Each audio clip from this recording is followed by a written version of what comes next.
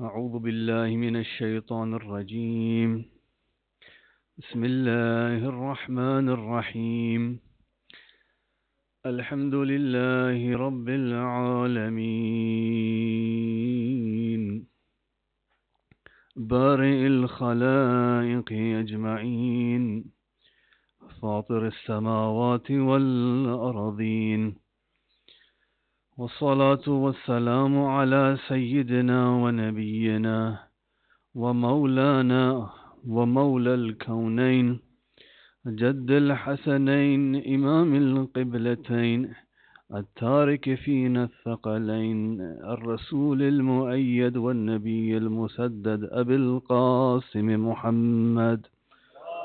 اللهم صل على محمد وعلى أهل بيته الطيبين الطاهرين المعصومين المظلومين، ولعنة الله على أعدائهم من يوم عداوتهم إلى قيام يوم الدين. اللهم لعن أول ظالم ظلم حق محمد وآل محمد وآخر تابع له على ذلك. اللهم لعن العصابة التي هاجموا بيت الزهراء واحرقوا بابها. أما بعد، فقد قال الله عز وجل في كتابه الحكيم: بسم الله الرحمن الرحيم، إنا أعطيناك الكوثر. صدق الله العلي العظيم. صلوات بر محمد وآل محمد. اللهم صل على محمد وآل Muhammad. Was worshipping Allah. He was in the state of sujood. He was praying and he was saying, Allahumma irham tilka al-uyun allati jarat dumu'aha rahmatan lana.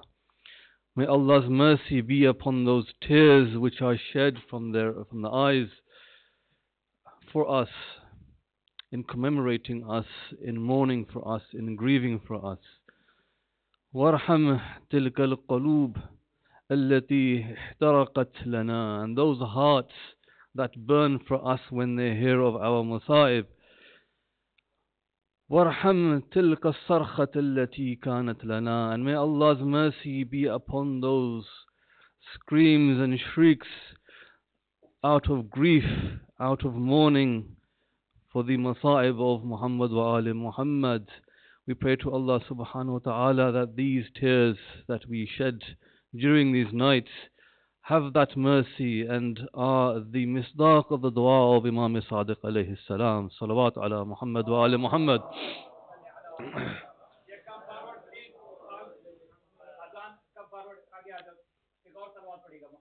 Allahumma salli ala Muhammad wa Ali Muhammad.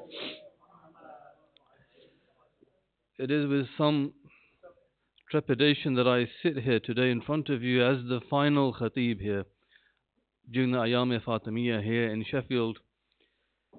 And many ulama have come before me, and Maulana Sahib has given a great Majlis, many things for us to learn from. So I am out of my depth really in following up on such a Majlis, on the Majalis that you have heard. And forgive me if some of the things that I say are a repetition of what you have already heard. But inshallah, through repetition, things come home, and as Maulana said, that maybe a spark ignites in our heart, inshallah, and we can learn more and more. And in commemorating Sayyidah Zahra Salamullah alayha, any speaker is struck with a conundrum of how to start talking about her and how to end talking about her. How do we speak of such a woman, of such a lady of light? What perspective shall I take? How much shall I speak about a particular aspect or that aspect? It is truly something difficult for any speaker, for she was a unique lady. There is no lady like her on the face of this earth. And we know the hadith that أولنا محمد آخرنا محمد وأوسطنا محمد كلنا محمد صلوا على محمد وآل محمد. But Fatima, as a famous scholar in Iran, a famous academic said, Fatima is Fatima. There's no one like her. And I found a poem that I'd like to share with you, that written in Urdu, that because Ali alayhi salam, there were many of him in Kirdar. Okay, in his characteristics, Hassan was Ali, Hussein was Ali, Sajjad was Ali. The Imam of our time, may Allah hasten his reappearance, is Ali. So, हैं Ali और भी किरदार में, नाम में नहीं किरदार में. ठीक है, मैं भी अली हूँ, दीगर भी मोमिनीन भी अली होंगे, लेकिन किरदार में हैं और भी अली, हैं अली और भी किरदार में हैदर के सिवा. फातिमा कोई नहीं बिनते पैगंबर के सिवा. किसमें हिम्मत है कि रखे दोषे नबूवत पर कदम, ज़हरा के बच्चे के अलावा, ज़हरा के बच्चों के अलावा वो तेरे शोहर के सिवा. और आखिरी जो कलाम है वो खुद मैंने थोड़ा सोच कर लिख लिया कि जुर्रत है किसकी जुर्रत है कि दिल में उम्मीद जन्नत रखे, कि जुर्रत है किसकी के दिल में उम्मीद जन्नत रखे, मर्ज़ी ज़हरा भी ज़रूरी है नमाज व ज़कात के सिवा. सलवात पर मोहम्मद वाले मोहम्मद. अल्लाहुम्मा सल्ली अला Muhammad. So how do we talk about this unique lady? And I'm sure her seerat has been discussed. So I wanted to take another perspective of this, because when I looked into the seerat of her mother, Sayyidah Khadija Kubra Salamullah alayha, I saw that there's something very similar between her and her daughter.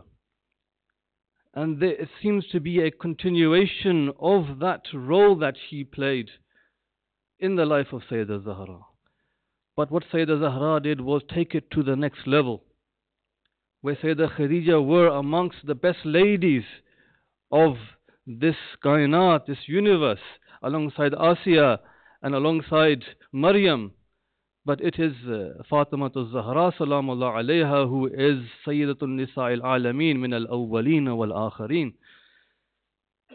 But we see the seerat of Sayyidah Khadija, it is something that unfortunately we only commemorate her once a year in Mahi Ramadan. And we don't try to learn from her, we don't commemorate her enough, and I felt that maybe we'll also commemorate her today alongside Sayyidah Zahra Salamullah alayha. And there's one hadith I found in which the Holy Prophet himself summarized the role of Sayyidah Khadija and thus the role of his own daughter.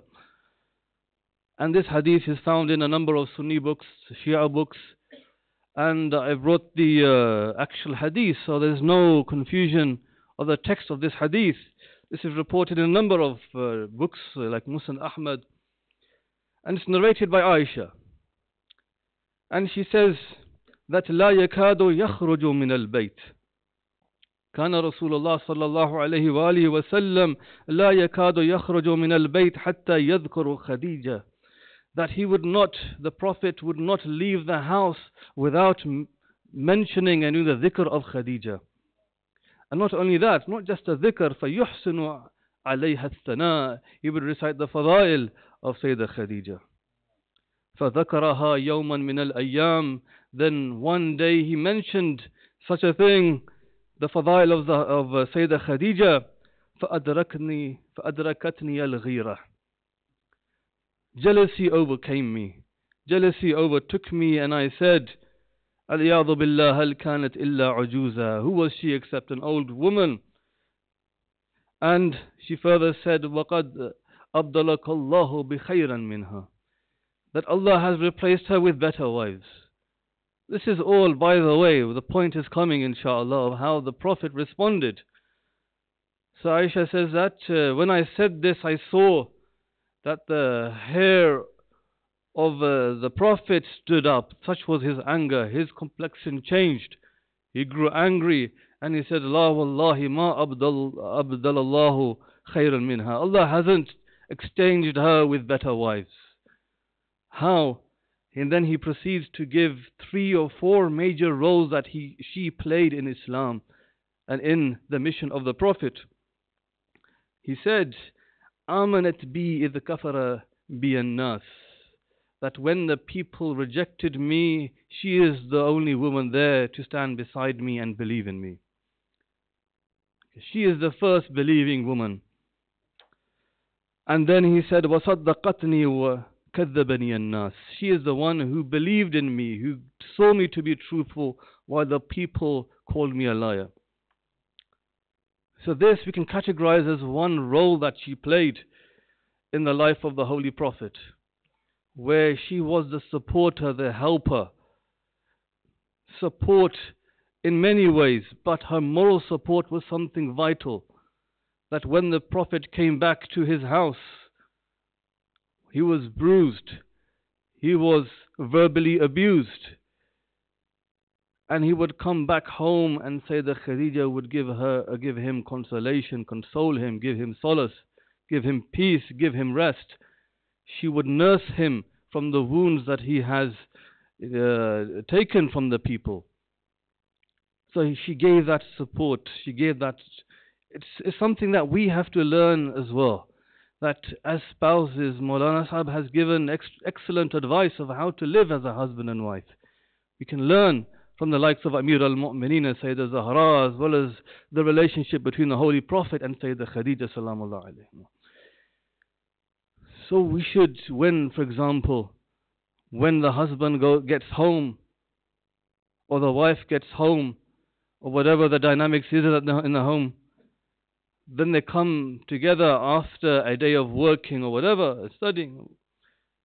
There is a mood, there is an attitude. Each one of them is looking for solace and peace and rest. That is what a maskan is, a place of sukoon. A home in Arabic is called a maskan. There should be peace there, there should be solace there, there should be comfort there. But no, we want to unload everything that we have borne outside of the house, inside the house. And we unload it on our wives, on our children. It shouldn't be that way. We should follow that and be the right husband and wife for our spouse. We see that in the life of Sayyidah Khadija salamullah alayha, in the life of Sayyidah Zahra salamullah alayha. And this is something that we must learn from, this relationship, this dynamic. Because if a household is to be a successful household, then it has to go on the seerah of these two couples which are truly made in heaven. So Sayyidah Khadija provided this support, this moral support, this comfort and this belief. And we see in the life of Sayyidah Zahra salamullah alayha the same thing, that when the Prophet, her father, came back home, when he needed nursing, when he was injured, he came back from the battle of Uhud and other battles and other situations, Sayyidah Fatima Zahra was there to nurse him, to comfort him, to such a degree that the Prophet would call her that she is Ummu Abiha. She is like the mother to her father. This was her relationship, and this was a continuation of what the Prophet missed in Khadija. What he missed there, he found in his own daughter, Sayyidah Zahra salamullah alayha. And this was the first aspect, the role that Sayyidah Khadija played. And the second aspect of her life, her role in Islam, was in the words of the Prophet, وَوَاسَتْنِي مِنْ مَالِهَا إِذَا حَرَمَنِي النَّاسِ, that she shared every penny of her wealth for me, with me, for Islam. She sacrificed everything that she had. This lady who was Amirat Quraysh, her trade was something that everybody was jealous of. Her business, it was a booming business. She was extremely successful, a business that she inherited from her father. But when she married the Prophet, she laid everything at his feet. She says, everything is yours for Allah and for Islam, and for the poor, and for the orphans, and for those people who are needy, who are muhtaj. I don't need anything else now. I have found a husband who has given me everything. What, for any lady, we would think that to be a wife of the Prophet, what honor that would have been. And she believed in that, and she believed in him. And she laid everything at the feet of the Prophet for Islam, but also the way she helped the mu'mineen as well. There is a period, a dark period of history in the life of the Prophet, which many historians just go over very quickly. And they don't go into the details because there are unanswered questions. And that is the boycott against the Banu Hashim in the latter years in Mecca, where the Banu Hashim went to Abi Talib, the valley of Abu Talib. Why there was a boycott, there was a social and economical boycott against the Bani Hashim. And they stopped all trade with them. They couldn't get water, they couldn't get food except on the black market. And for that they would have to pay extortionate rates, extortionate prices. And that is where the rest of the wealth of Sayyidah Khadija alayhi salam was spent, for procuring water, food, other amenities, clothing, everything that they needed, those children and those people who are there. And she didn't have to be there. Many Muslims of the Ummah at that time, which numbered a few dozen, they were not there in Shi'ab Abi Talib, because this was a boycott against the Banu Hashim. Abu Talib was there, the other Bani Hashim were there, Abu Talib alayhi salam's children were there. Sayyidah Khadija didn't have to be there. Many companions were not there. In fact, they are not mentioned in the pages of history of what their role was to alleviate this problem from the Prophet. Those personalities who our brothers adore, and they say about him that when he became a Muslim, the Meccans, the pagans, they became scared of Islam then. Not due to the conversion of Muhammad, not due to the conversion of Hamza, not from the conversion of Ali, but this person. But he was nowhere to be seen. And we know the story that Abu Talib alayhi salam was sent by the Prophet to find the contract to have been eaten up by insects. But the Meccans insisted on continuing the boycott. And such was a dire situation of the Muslims in the Shi'ab Abi Talib that the mushrikeen in Mecca were hearing the voices of the children, the crying of the children. Al-Atash, Al-Atash. Something that reminds us of Karbala. The Muslims were silent, those who weren't there in Shi'ab Abi Talib, but a few youth from the pagans, they went to the Holy Kaaba, tore up what remained of that agreement of the boycott, and unsheathed their swords and said, who dares fight us about this now? That's the most that we can take. Where is the humanity? It's the mushrikeen who came to the aid of the Prophet, and the Muslims. There are many unanswered questions there, but I don't want to dwell in that. So this was a sacrifice that Sayyidah Khadija made, that she died shortly after coming out of Shi'ab Abi Talib. Why? Because of malnutrition. For months she only ate just some dirty water and boiled leaves. This was what they had to eat and drink. And now she has died of malnutrition. Hazrat Abu Talib alayhi salam then died shortly after as well. And this year was called Amul Huzn for the Holy Prophet, the year of grief. Why? Because he lost these two vital, pivotal personalities. There are many personalities in the history of Islam, but then there are those personalities upon whom the mission of Islam rested. that were it not for the sacrifices of Sayyidah Khadija and her support, were it not for the protection of Abu Talib, and were it not for the sword of Ali ibn Abi Talib alayhi salam, there would be no Islam. The famous saying goes that Bunya al-Islamu ala ithnain, Mala Khadija wa Sayfa Ali. That Islam is founded upon these two things, the financial side of things, which was from Sayyidah Khadija, and the military and the might that came from the sword of Ali ibn Abi Talib alayhi salam. Allahumma salli ala Muhammad. And Ya Ali. And we find the same altruism, the same sense of sacrifice in her daughter Sayyidah Fatima Zahra salamullah alayha. Everything she had, she would sacrifice for Islam and for the needy people. That once Hassan and Hussein were ill, Ali and Fatima alayhimus salam decided to have a mannat, that if they are cured, then they will fast for 3 days.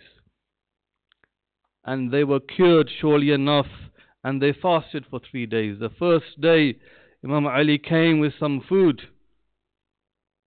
He prepared it on the ma'idah, on the table, or where they sat to eat. And a knock came at the door just before iftar time. And he opened the door. There was a miskeen. He gave him some food. And then the next day, they were preparing for iftar. The food was set. A knock came on the door. They opened the door. They found an orphan. They found a yatim, and they gave him that food. And then the third day, remember, they were fasting. They were hungry.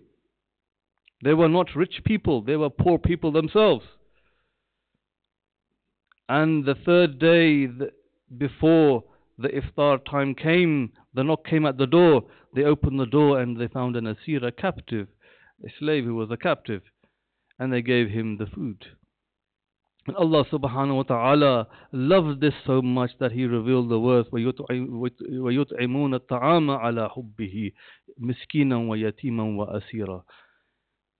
This was the altruism of Sayyidah Zahra salamullah alayha. That whatever she had, she gave. And although she never had much, but when the Prophet gave her a gift of fadak, we see that even that was taken away from her. That was taken away from her, and that right was taken away from her. Haqq. A gift that the Prophet had given her. The scholars say that why did the Prophet give that gift to her? All of a sudden, when they were living in this simple lifestyle, why was this huge garden, this orchard of fadak given to his daughter? And the scholars respond and they say that this was in exchange for everything that her mother did for Islam. For indeed, everything that her mother sacrificed for Islam, the Prophet had nothing to give back in terms of this world. She gave all of her world for him. But this was a gesture of thanks to the Sayyidah Khadija, that now there was something.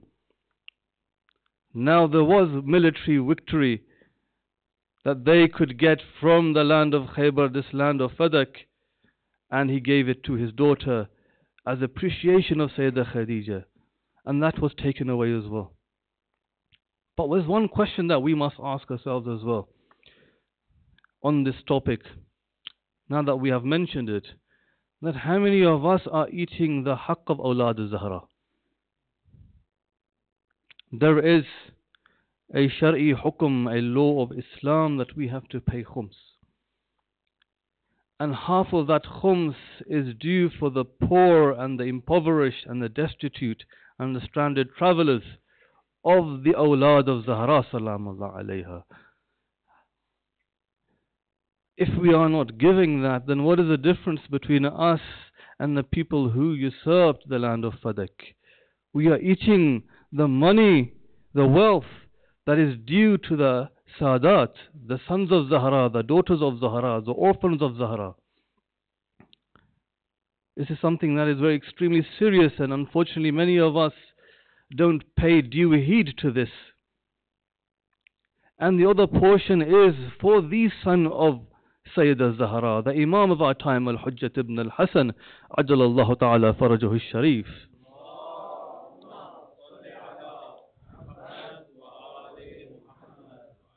So, are we in the right place to weep for Sayyidah Zahra on the fact that her land was usurped from her, when we are ourselves not giving her children their due portion?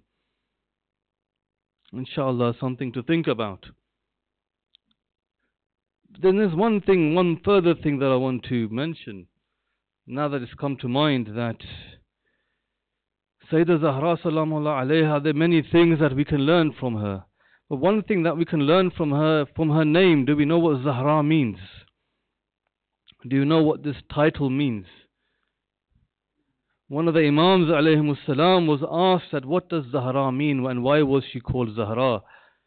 And he responded that because kana wajhuha yadharu li Amir al-Mu'minin alayhi salam, that her face would radiate the nur from her soul for her husband Amir al-Mu'minin alayhi salam. But of course she was a Nurani being, but she radiated further that nur. But not always, but during particular times. What times were there? 3 times a day. Once at the break of dawn, at the time of Zawal, and the 3rd time at the setting of the sun. At the time of the prayer, when she was in her mihrab, she was praying, she was radiating that nur that Amir al-Mu'mineen got pleasure from and saw that nur. Not everybody could see that nur.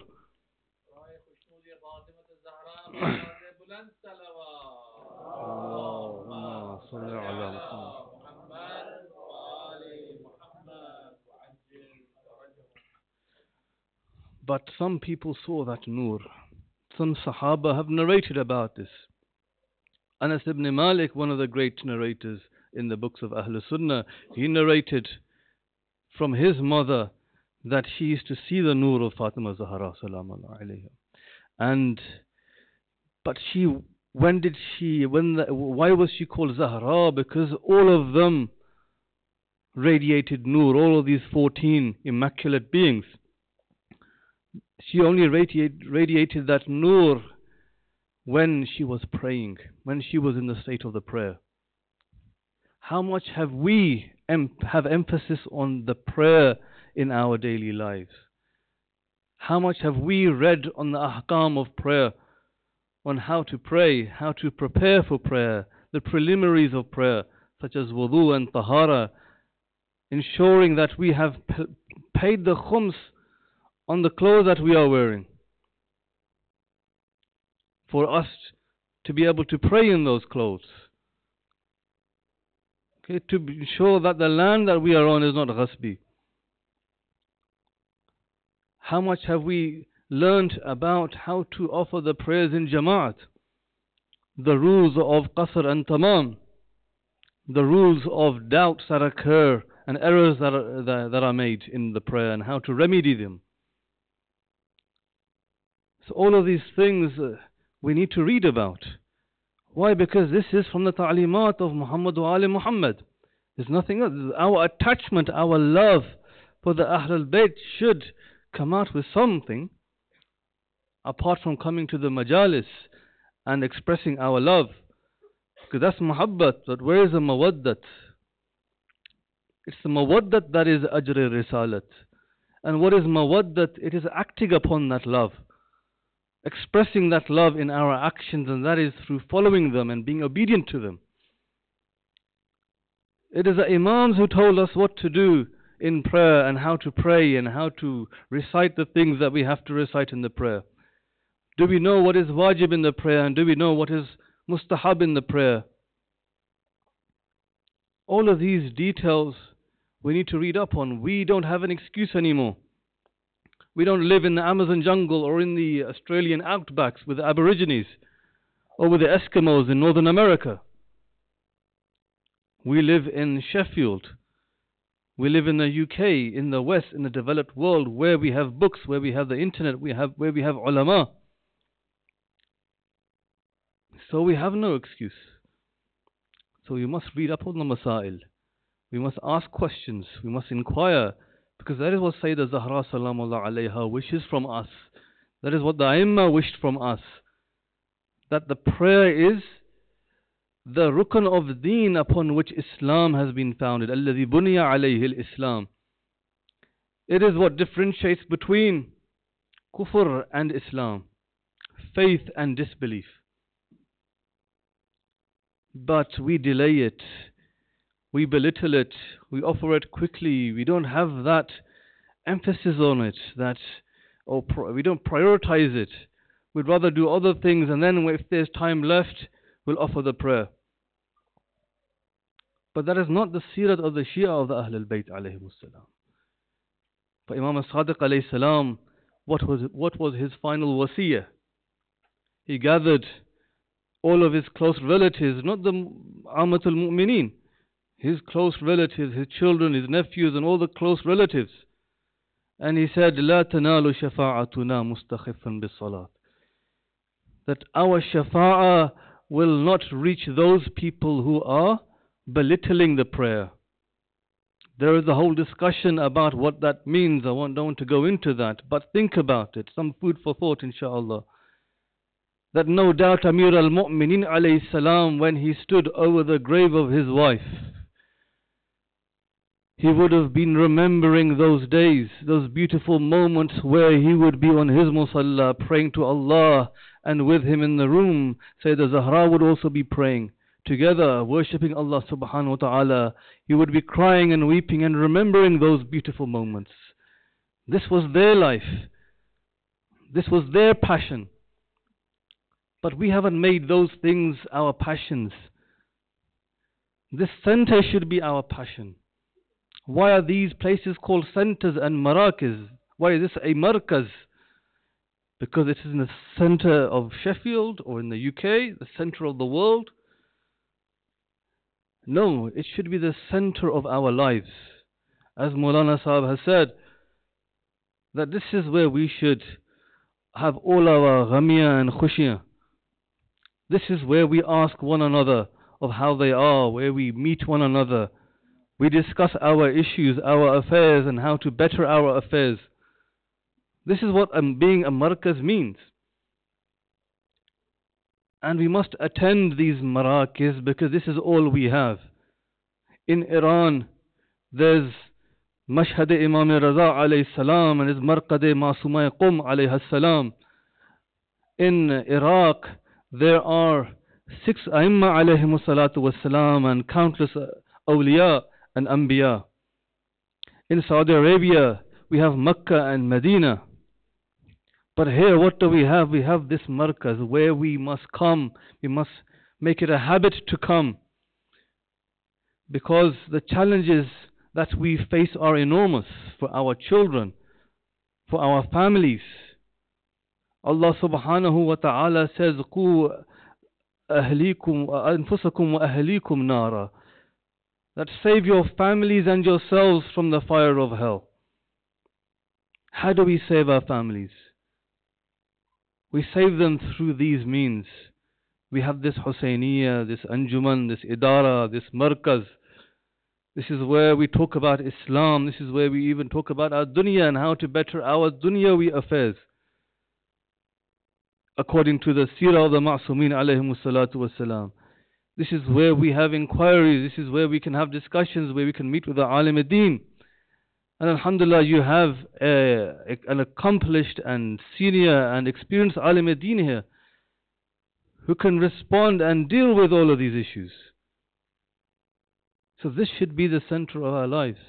We should make this the focal point of our lives, where we get together, where we have our weddings, where we have our janazas, and everything happens here. Only then we can be satisfied that we have done the best we can. Otherwise, the shortcomings that we have, it will not save us.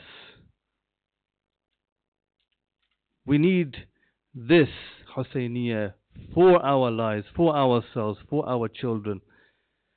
That Islam and that Tashayyu' and that love for the Ahl al-Bayt. So much blood has been shed, so much sweat has been given in order for this madhab to reach us. Our forefathers, our ulama of old generations, the shuhada, how much have they sacrificed in order for us to become Muslims here, to be Muslims here and Shi'as here and the followers of the Ahlul Bayt here. We need to appreciate all of that. But now living here in the UK, we can't soften our approach. The way our parents raised us, we need to be more firm. Why? Because the challenges are greater. When the challenges were less, they were strict with us. They were ensuring that we are raised as those who pray, who fast, who know the ahkam, who go to the Majalis. But now the challenges are further and they are greater and they are profound. There are conspiracies against the Ahl al-Tashayyu'. How do we face those challenges? The very first step is to make coming to this Husseiniya, coming to this markaz a habit, and to habituate our own families as well. Salawat par Muhammad wa ali Muhammad. Allahumma salli ala.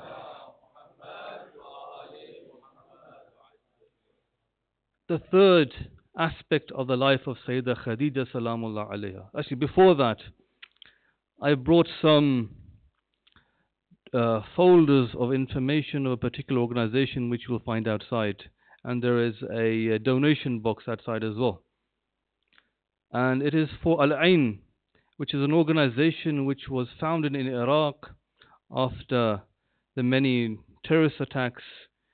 And Ayatollah Sistani, Damadillahu, has become the supervisory personality there. And under his watch, a lot of good work is happening in Iraq, particularly for the orphan. This organization is focused on the orphans of Iraq.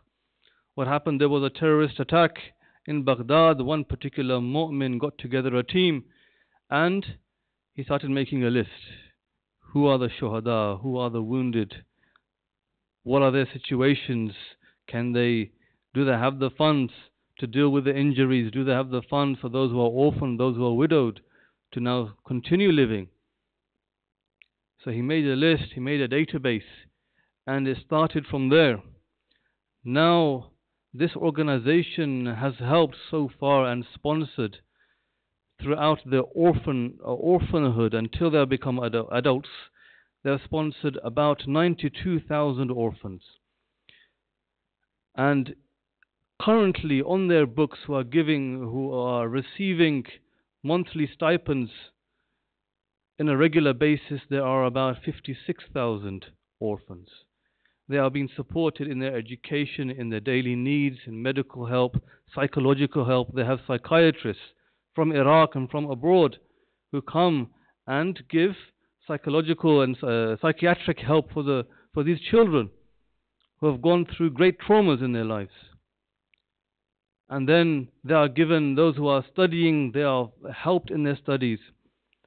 And those who cannot study, they are given vocational courses.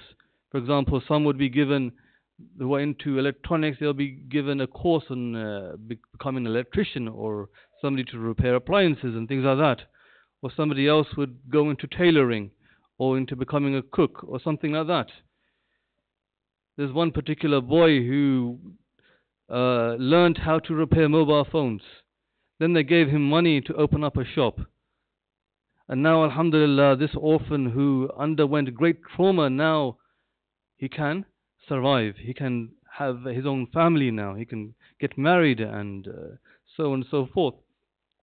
So this organization is doing great help. And every penny that is given, there's nothing that goes towards any overheads or any expenses or salaries or electrical or people traveling. No. Every penny goes to the orphan.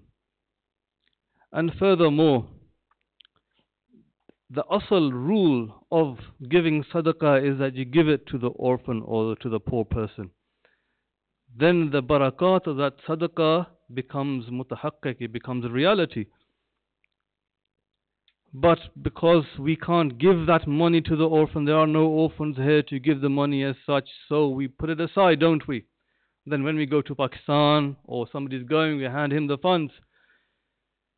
But this box which is outside, this is owned by those orphans on behalf of Ayatollah Sistani. So Ayatollah Sistani, on behalf of the orphans, he is owning this. So as soon as you put the money into that box, you make a dua, بِحَقِّ Zahra salamullah alayha, بِحَقِّ Muhsin, بِحَقِّ Ayam-e Ali Muhammad. You do a dua, shed a tear, inshallah, you give some funds for the orphans, for these children, these orphan children of Zahra salamullah alayha, and inshallah your du'as are accepted. Salawat par Muhammad wa ali Muhammad. Allahumma salli ala Muhammad wa ali Muhammad. Because this was a seerah of Sayyidah Zahra salamullah alayha, that وَيُطْعِمُونَ الطَّعَامَ عَلَى حُبِّهِ مِسْكِينًا وَيَتِيمًا وَأَسِيرًا.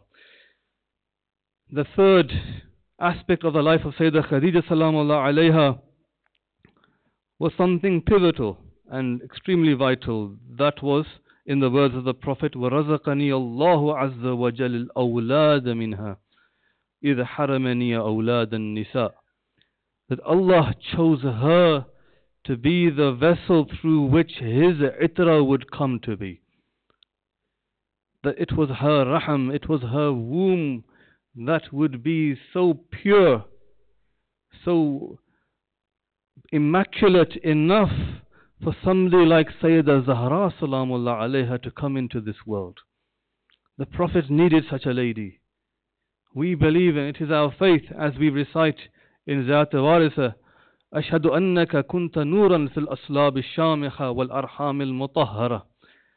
We bear testimony, Ya Hussein, that you came, your generation after generation, your nur transferred from these pure loins and wombs, generation after generation, until Sayyidah Khadija, and from Sayyidah Khadija to Sayyidah Zahra salamullah alayha. I recited the verse, the first verse of Surah Kawthar, Inna a'tainaka al-Kawthar. And normally the scholars would say that this is indicating the personality of Sayyidah Fatima Zahra salamullah alayha. But I, in my personal opinion, believe that this also applies to Sayyidah Khadija. That Sayyidah Khadija is also the Kawthar, the means by which the itra of the Holy Prophet came to be and spread far and wide, as we see that the Sadat are everywhere. That barakah of this verse, the barakah of Sayyidah Zahra, that the lineage of 11 of the Imams had to come through these pure and chaste and pious wombs. And Sayyidah Khadija therefore was amongst the great ladies of the universe.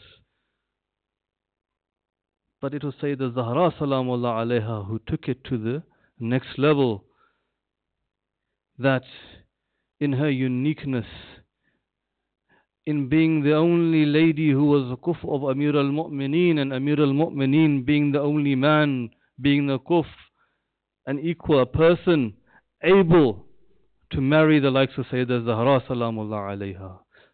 Sallu ala Muhammad wa ali Muhammad. Allahumma salli ala Muhammad wa ali Muhammad. So this is the life of Sayyidah Zahra. From one perspective, from looking at the life of Sayyidah Khadija and seeing it reflect into the life of Sayyidah Zahra. But we are gathered here to commemorate her shahadat. She bore many masa'ib, many tragedies, many calamities, and the first of which was the passing away of her father. Before his passing away, there is a story that a brother reminded me a while ago, that he said that if there's any claim against me, if there's anybody who holds any claim against me, he can come forward and make his claim. a person came forward. I'm paraphrasing and summarizing the story for lack of time. But he said, I have a claim against you. You once hit me, so I want to hit you back. The Prophet said, okay, get a stick. He says, no, I want to hit you with your stick, but that's the stick that you hit me with. The stick that's used, the whip that is used for the horses. So the Prophet sent somebody, get the whip. The whip was brought out, given into the hand of that man. The man said, you whipped me, you hit me on my bare skin. I have to do the same to you. So lift up your shirt. At that time, the companions who are surrounding this particular event, they were astonished. The Prophet wasn't saying that, no, I did not hit you. You are mistaken. Because how could the Prophet hit somebody he is innocent of such a crime? But the Prophet never said that. He remained quiet. He went silent. He says, okay, do what you want to do. So he raised his shirt. The man came forward. And as he got close to the Prophet, he dropped that whip and he kissed where the Muhr-e-Nabuwwat was. And the question arises, the story is longer but I shortened it, but the question arises that why did not the Prophet say that, no, you are wrong. I make a claim against your claim. I object to your claim. The other companions came and they said that, put us in your position. The man said, no, fair is fair. But maybe the Prophet did not say anything, that maybe his daughter would one day come and make a claim, and he didn't want his daughter to go back empty-handed. This was a mazlumiyat of Sayyidah Zahra salamullah alayha. That after the death of the Prophet, she had to go make a claim to get back her land which was usurped from her. And such was her mourning and her grief. You have heard these masaib over the last 5 nights. But the more we hear this, the more our heart cries for her. That when one day she wanted to hear the adhan of Bilal. She wanted to remember those days where Bilal would recite the adhan for her father. So Bilal was called. Imam Ali alayhi salam said, recite the adhan. He started reciting and he said, Allahu Akbar. He said, Allahu Akbar, and Sayyidah Zahra started to cry and to weep. What has happened, Sayyidah Zahra? Why are you crying? Because she was remembering those days. Amir al-Mu'mineen told Bilal to stop, because Sayyidah Zahra cannot take it any longer. Sayyidah Khadija salamullah alayha had a wasiyah for the Prophet. First she said that, if I have had any shortcomings, then please forgive me. The Prophet said, no, you had no shortcomings at all. You were the perfect wife. But then she said, I have a second wasiyah. And she pointed her finger towards her daughter and she said, Usika bihadihi. My wasiyat is that you take care of her now. فَإِنَّهَا غَرِيبَةٌ مِسْكِينَةٌ مِنْ بَعْدِي. For she is yatim now. She will not have a mother now. Take care of her. Then what did she say then after that? She said that don't let any of the women of Quraysh get to her and shout in her face. And then she said, don't let any of those women get close to her and raise their hands against her. And then she said that don't let any of the women of Quraysh go to her and hurt her in any way. لا يؤذينها أحد من نساء قريش. Don't let any of them hurt her.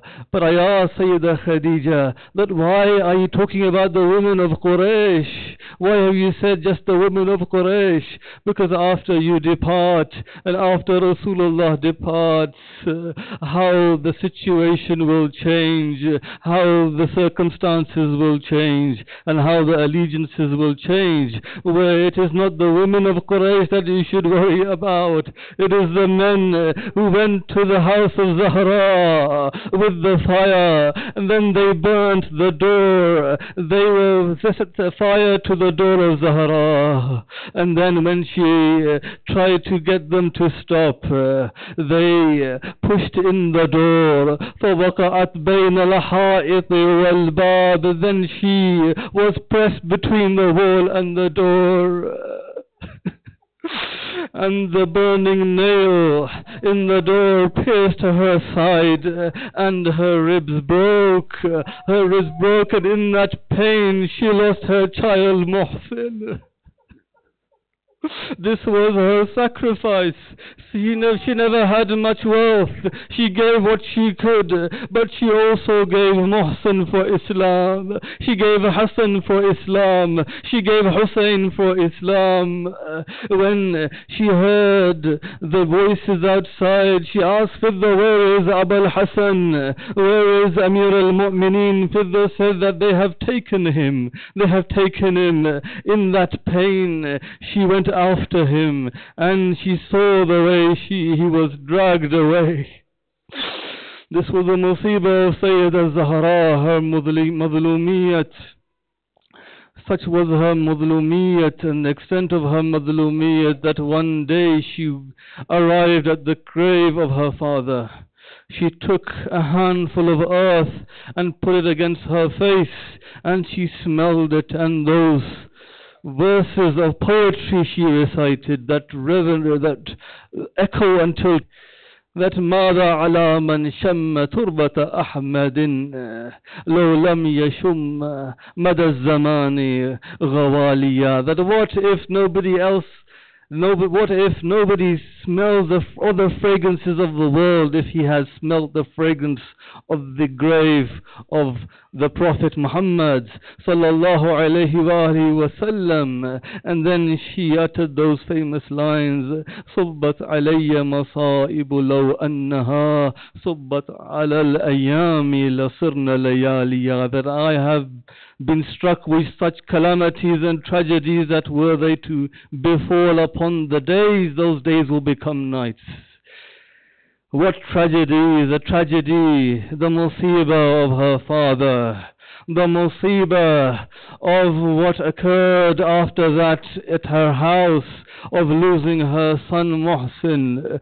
That son Muhsin, normally we commemorate Imam Hassan and Imam Hussein twice a year, when we commemorate their birth and we commemorate their shahadat. But this Madloom Muhsin, we can only commemorate his death, for he wasn't even born.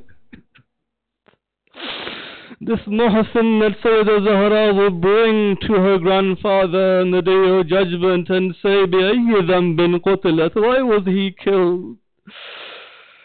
This Sayyidah Zahra, this was her musibah. Her musibah was when her rights were taken. Her musibah was when her husband's rights were taken. But beyond that, this is not when her musibah. When she said the musibah was so great, her musibah so great, these were not light words, these are heavy words.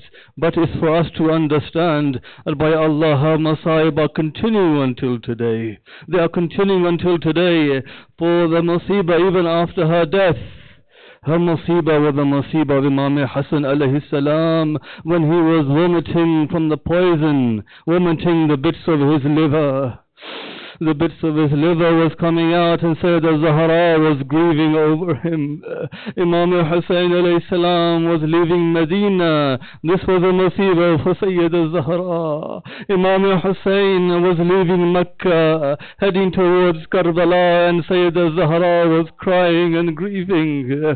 Imam Hussein, in his hands was a body of Ali al-Akbar. Sayyidah Zahra was grieving and mourning. In his hands was the body, the slain, slaughtered body of Ali al-Asghar, and she was mourning and grieving. And then she witnessed and she grieved over her son Hussein, who she left when he was only a few years old. Now this son in his old age is on the ground on the Sons of Karbala, slaughtered from ear to ear, and she is grieving. And then when they order the 10 horses to run over the body of Imam Hussein alayhi salam, imagine that mother. This was her musibah. Inna lillahi wa inna ilayhi raji'un. وسيعلم الذين ظلموا أي منقلب ينقلبون. We ask Allah subhanahu wa ta'ala to accept this ibadat بحق الزهراء وأبيها وبعلها وبنيها والسر المستودع فيها. ربنا تقبل منا إنك أنت السميع العليم.